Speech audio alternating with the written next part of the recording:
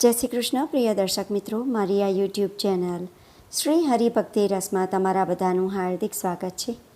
આજના વિડીયોમાં આપણે પરમા એકાદશીની વ્રત કથા શ્રવણ કરીશું.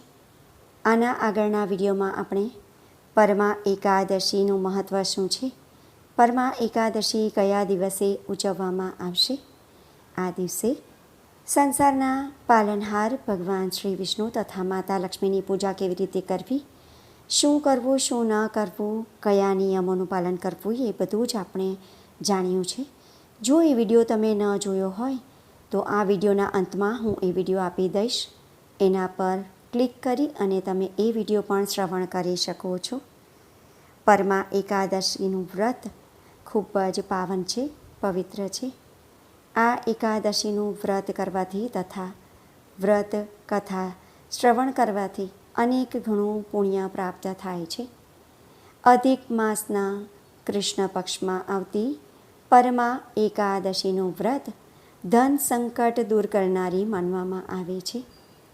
આ વ્રતની અસરથી ભગવાન શ્રી વિષ્ણુજી ખૂબ જ પ્રસન્ન થાય છે અને વ્રત કરનારને દુઃખ અને દરિદ્રતામાંથી મુક્તિ આપે છે. શાસ્ત્રો અનુસાર પરમા એકાદશીનું વ્રત કરવાથી સોનું દાન, ભૂમિદાન, અન્નદાન અને ગાયદાન કરતાં પણ વધુ પુણ્ય મળે છે. પરમા એકાદશીનું વ્રત એવું વ્રત છે કે જે પરમ સિદ્ધિઓ પ્રદાન કરનારું વ્રત છે. માન્યતા છે કે જો કોઈ કારણસર વ્રત ન કરી શકે, વ્રત રાખી ન શકે, તો માત્ર પરમા એકાદશીની વ્રત કથા સાંભળવાથી વ્યક્તિની દરિદ્રતા દૂર થઈ જાય છે. આટલું મહત્ત્વ છે આ પરમા એકાદશીની કથાનું. તો ભક્તો, મારી તમને વિનંતી છે કે તમે કથા પૂરી શ્રવણ કરજો, વિડીયો અંત સુધી શ્રવણ કરતા રહેજો. વિડીયો પસંદ પડે અને ઉપયોગી લાગે તો વિડીયોને એક લાઈક કરી બીજા લોકો સુધી વિડીયોનો પ્રચાર કરજો, જેથી બીજા લોકો પણ કથા શ્રવણ કરી શકે અને તે પુણ્યના પણ તમે ભાગીદાર થાવ. તો હવે આપણે પરમા એકાદશીની વ્રત કથા શરૂ કરીશું. બોલો શ્રી વિષ્ણુ ભગવાનની જય, લક્ષ્મી માતાની જય. પૌરાણિક કથા અનુસાર કાંપિલ્ય નગરીમાં સુમેધા નામના એક ખૂબ જ ધર્માત્મા બ્રાહ્મણ રહેતા હતા. તેમની પત્ની ખૂબ જ પવિત્ર અને પતિવ્રતા હતી. પૂર્વના કોઈ પાપને કારણે આ દંપતી અત્યંત દરિદ્ર હતું. એ બ્રાહ્મણની પત્ની પોતાના પતિની સેવા કરતી રહેતી હતી તથા અતિથિને અન્નદાન કરીને પોતે ભૂખી રહેતી હતી. એક દિવસ સુમેધાએ પોતાની પત્નીને કહ્યું, હે પ્રિયે, ગૃહસ્થ જીવન ધન વિના નથી ચાલતું. આથી હું પરદેશ જઈને કંઈક ઉદ્યોગ કરું. એની પત્નીએ કહ્યું, હે પ્રાણનાથ, પતિ સારું કે ખરાબ જે કંઈ પણ કહે, પત્નીએ એ જ કરવું જોઈએ. મનુષ્યને પૂર્વજન્મના કર્મોનું ફળ મળે છે. વિધાતાએ ભાગ્યમાં જે કંઈ લખ્યું હશે એ ટાળવાથી પણ નથી ટળતું. હે પ્રાણનાથ, આપને ક્યાંય જવાની આવશ્યકતા નથી. ભાગ્યમાં જે હશે તે અહીંયા જ મળી જશે. પત્નીની વાત માનીને બ્રાહ્મણ પરદેશ ન ગયો. એક સમયે કૌંડિન્ય મુનિ ત્યાં આવ્યા. તેમને જોઈને સુમેધા અને એની પત્નીએ મુનિને પ્રણામ કર્યા અને બોલ્યા, આજે અમે ધન્ય થઈ ગયા છે. આપના દર્શનથી આજે અમારું જીવન સફળ થયું. મુનિને એમણે આસન અને ભોજન આપ્યું. ભોજન પછી પતિવ્રતા સ્ત્રી બોલી, હે મુનિવર, મારા ભાગ્યથી આપ પધાર્યા છો. મને પૂર્ણ વિશ્વાસ છે કે હવે મારી દરિદ્રતા શીઘ્ર જ દૂર થઈ જશે. આપ અમારી દરિદ્રતા નષ્ટ કરવા માટે ઉપાય બતાવો. આ સાંભળીને કૌંડિન્ય મુનિ બોલ્યા, અધિક માસની કૃષ્ણ પક્ષની પરમા એકાદશીના વ્રતથી બધા પાપ, દુઃખ અને દરિદ્રતા વગેરે નષ્ટ થઈ જાય છે. જે મનુષ્ય આ વ્રત કરે છે એ ધનવાન થઈ જાય છે. આ વ્રતમાં ભજન કીર્તન વગેરે સહિત રાત્રિ જાગરણ કરવું જોઈએ.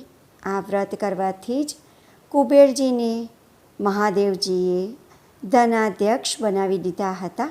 આ જ વ્રતના પ્રભાવથી સત્યવાદી રાજા હરિશ્ચંદ્રને પુત્ર, પત્ની અને રાજ્ય પાછા મળ્યા હતા. કૌંડિન્ય મુનિના કહ્યા પ્રમાણે પરમા એકાદશીનું 5 દિવસ સુધી બંને દંપતીએ વ્રત કર્યું. આ વ્રત સમાપ્ત થતાં જ બ્રાહ્મણની પત્નીએ એક રાજકુમારને પોતાને ત્યાં આવતો જોયો.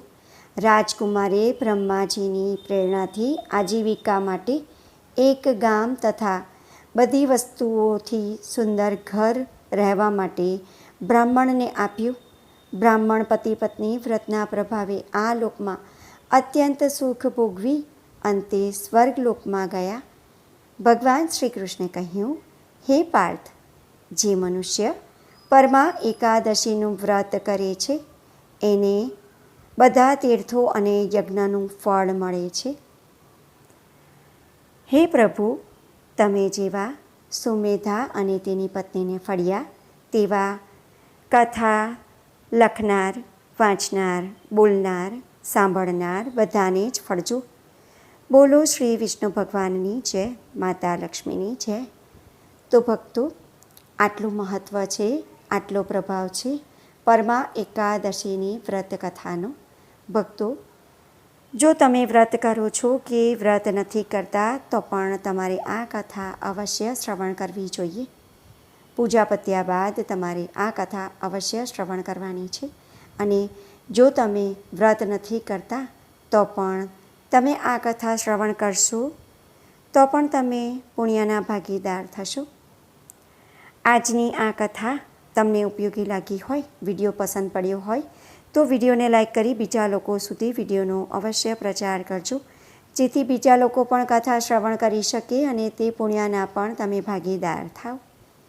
ચેનલ શ્રી હરિભક્તિ રસ પર જો તમે નવા છો તો ચેનલને જરૂરથી સબસ્ક્રાઈબ કરી લેજો.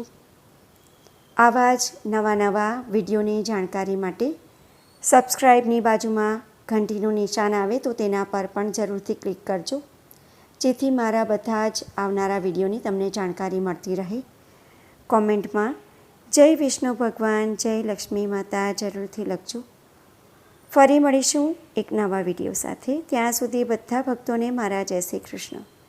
જય વિષ્ણુ ભગવાન, જય લક્ષ્મી માતા. વિડીયો જોવા માટે ધન્યવાદ. હરે કૃષ્ણ કૃષ્ણ કૃષ્ણ હરે હરે, હરે રામ રામ રામ હરે હરે. હરે કૃષ્ણ કૃષ્ણ કૃષ્ણ હરે હરે, હરે રામ રામ રામ હરે હરે.